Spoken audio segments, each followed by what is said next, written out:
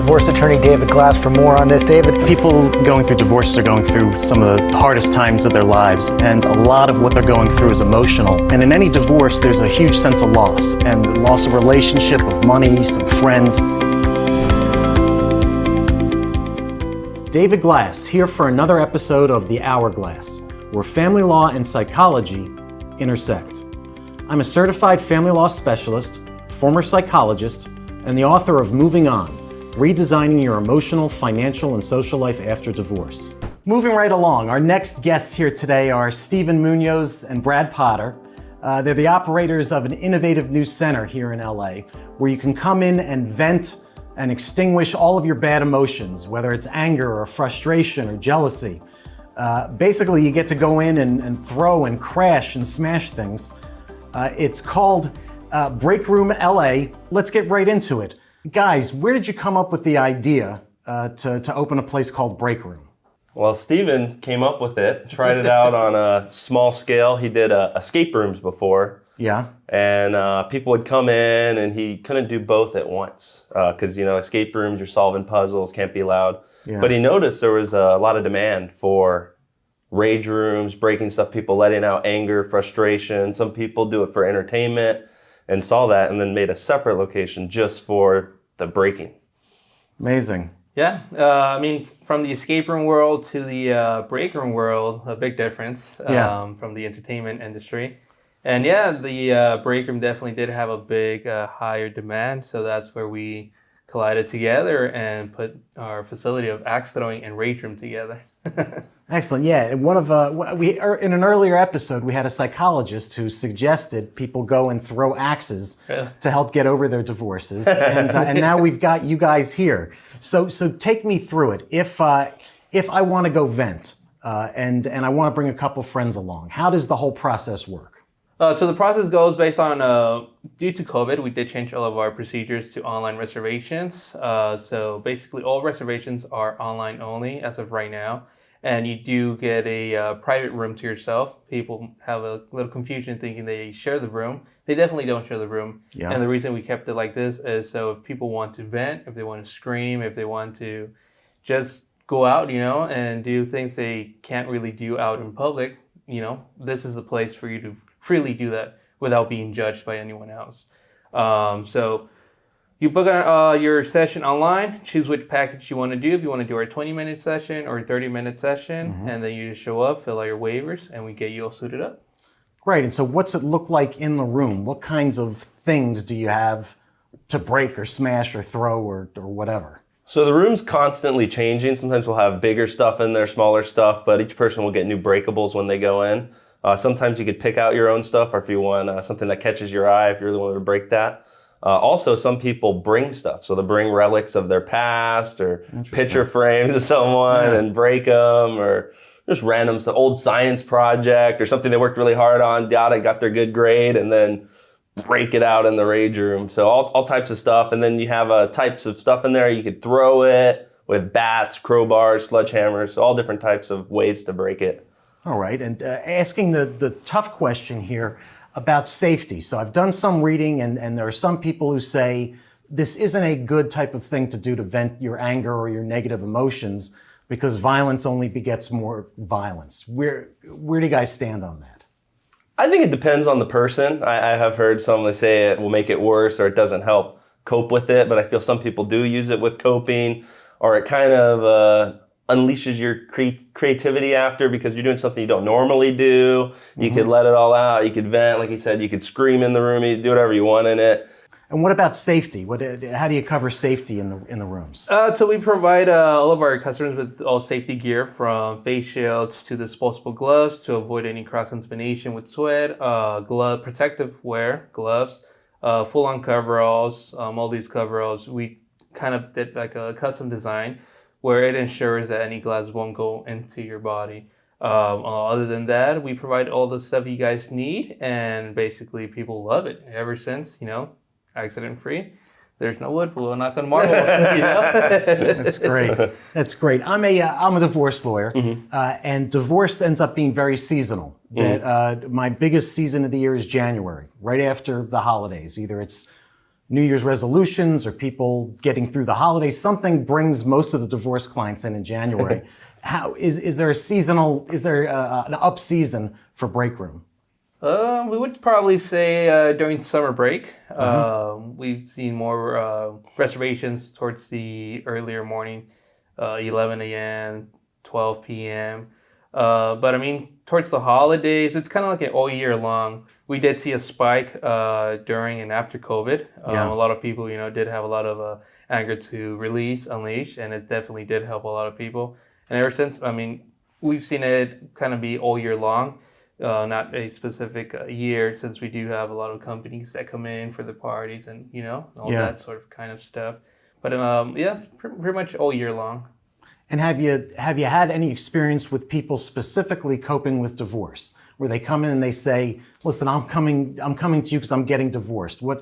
Give us a picture of what that's looked like. Yeah, we have had divorce parties, or people. This one lady's come every Valentine's Day to remember her, to get over her ex, and she always books on Valentine's Day. That's great. It's a breakup anniversary, and copes with it every Valentine's Day. And we do a lot of parties. Some people will do it like they'll bring all their friends from the marriage too, and I'm over it, and this is it. I'm stepping forward after this. They kind of use it as a stepping stone. We did have a group of girls that came for a bachelor party, but instead of being an excited bachelor party, the guy actually canceled the wedding the day before the wedding. Oh. So, they came here and they're like, pros and cons, we're still here to have a good time. So they just started breaking their stuff. And like Brad said, sometimes they do bring pictures to let out that anger that they have. Sure. And it Or definitely keepsake, does. or whatever they have. So I'm breaking this. Yeah, that's great. It's something. There's something cathartic about it. I with all my divorce clients, I encourage them to do something so that they can then move on, to put this past part of their life in the rearview mirror. And so having a place to go to specifically do this really makes sense. Tell me more about the divorced people or people who broke up. What kind of items do they bring in? Some people, not everyone brings in items, so very few people bring in, but usually it is divorce, or they have a personal attachment to it from something that happened before, traumatic possibly. Yeah. So they'll bring it in, and then with the other stuff too. And then I've also noticed with people like that divorced or the breakup parties, is a lot of people, when they do it for entertainment, they'll break the stuff, and sometimes they'll be in and out of the room in 5 minutes. Usually the divorce ones or the breakup part, more traumatic one, they'll use their full time in the room. So they'll pick up their stuff, hit it over and over. They're really going the whole time and screaming when they do it. Some of them won't even, a lot of people for entertainment, they'll put music. Some of the people that are just doing it off of a divorce or breakup, they won't even do music in the session, and they're just hitting the stuff the whole time or bashing it. So you mentioned that sometimes people use music as part of their break room experience. What kind of music do they listen to? It's kind of funny. You can never judge a book by its cover when someone's pulling out their phone to play the music. You'll hear screamo music. Some people will listen to opera music while they do it. Some people are just entertainment, pop, rap. You get all types of music in there. So it's kind of funny. You kind of guess before what they're going to play. Right. But, it's like, wow, I didn't think they were going to be listening to that. Yeah, my guess would have been heavy metal, crash music. Screamo, and some people, you look at them and like, oh yeah, they're probably listening to that. And then it's like opera or just piano music. It's all types. One guy was listening to jazz music. All types of music. So it's just kind of whatever they want. You're in the room, you have a big speaker, you can play whatever you want. So it really depends on the person. And do you guys ever go mobile? If you have a bigger party or a special location that someone wants to do it in? Yeah, we definitely do mobile units. So we have our mobile crew that takes care of any type of event. And we basically do all of our activities mobile, from rage room to vehicle regs, paint room, accidentally, anything you want. Where you want it, we take it there for you. And how much does all of this cost? I know you've got a whole menu of different things people can choose, but give me a range of what this sort of experience could cost. So we have our packages that start at $25, depending on the activity you're looking to do. That go up to, $170. That includes a T-shirt, for the customer as well. And multiple activities. You do multiple activities for that. Yeah. And then we do have our vehicle rec that goes for $1,200 and includes up to 11 admissions. So it's not just one person; it's for an entire group. And we did that limit. That way, everyone gets to get smashing out of the vehicle itself too. Sure. And what kind of vehicles do you pull in for this? Ooh, I mean, you'll be surprised. We do like 2000 models up to 2011 models. It's really up to the tow yard that provide us with the vehicles, what they have on site. And a lot of customers think that these are pre-beat up vehicles. I mean, some of these vehicles run and drive too. So it just makes it easier for us for the loading in. Sure. But all these vehicles are fully intact, have never been smashed before. So every customer gets a brand new vehicle. Right. We're not like Oprah, you know? You get a car, but you do get a car, then you get to smash it. Yeah, it's not a pre-smashed car. Yeah. You get the first hit. Yeah. And some people feel bad as kind of in the car too. They're hesitant to see like kind of a nice looking, like the body looks intact or other stuff. But we tell them it's going to the junkyard anyway, so it's a fun step along the way. Right. Break the windows, dent the car, something you wouldn't normally do. So get a big release. So people come out happy, they come out satisfied and thanking you for the experience. But before they do that, what's the most common emotion you see expressed in the break room? We would say the one that's winning the most would be excitement, being happy. But we definitely had people where they, use the time to break the stuff and just take the moment to cry, let out things, let out their emotions in the room. But overall, I would say the excitement, emotions-wise, would be excitement. A lot of people come out excited because it's a different experience. Sure. And so on the negative side, have you ever had someone in the break room that really concerned you? That you were really worried about their level of animosity or their level of anger, and maybe you were thinking about calling the authorities? I mean, what we have seen is maybe people feeling very down by letting out your emotions, by, like I said, crying would be the most. But other than that, we do have these cameras for security purposes that we have in our rooms. Probably the most has been just crying, but once they come out, it's just like nothing happened. And it's just a positive side because they come out still thanking us, for the experience because they left all of that negative energy in the room, and it definitely helps them. But overall, throughout our experience, I haven't seen anyone where we are concerned, what they might do after once they exit the facility. Mm-hmm. A lot of people, they use all their energy in there. It's a physical activity, and there's some people they almost do it as like a workout after they're hot. So when they come out, it's like they released everything in there. They're tired. They're huffing and puffing, breathing when they come out. So it's kind of a nice when they come out and nice and cool off, take off your stuff. So they kind of get a little calm down period after too, when they're in the room doing all this stuff. Yeah, the funny thing is I've talked with my divorced colleagues about what would you do as your next business if you just wanted people to come out happy. So we talk about candy stores and ice cream parlors and things like that. We have not brought up the break room. I think it's up at the top of the list. There you go. And, despite us promoting this as a entertainment use only because it is LA, right? As a lawyer, you should know. Yeah.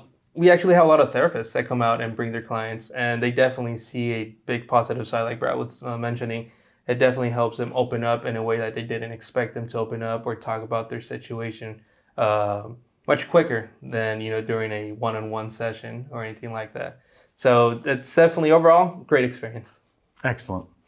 Yeah, well, it must be great having a business that just about everyone comes out and thanks you for the experience. As a divorce lawyer, it's not always that way at the end of the divorce. They're on the wrong side of it. Yeah. And maybe the divorce clients are taking all of their time because they've just gotten over divorce and they were paying their attorney by the 15-minute or half an hour increments, and they want to get their full money's worth. And then sometimes they're kind of hesitant to go, and their friend will drag them in, or one of their best friends will take them, and like they've heard of it, and they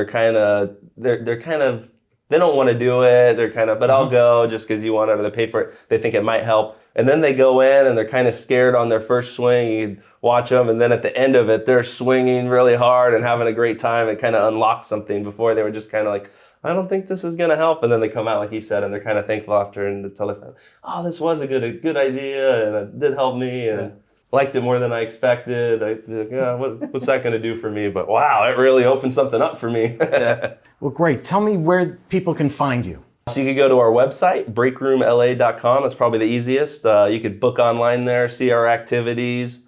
We do bigger events and parties too. So if you were having more people, our rooms could hold 6 people, but we could do up to 20 in the back. And they're all breaking at once. They had sizes from like a shot glass, if you want to throw a shot glass, up to a car, all types of stuff. So that's the easiest way to do it. And then we're located in Van Nuys, so the center of the San Fernando Valley. Come by. That's great. Thanks so much for coming in today, guys. Thank you for having us. Thank you for having us. Yeah.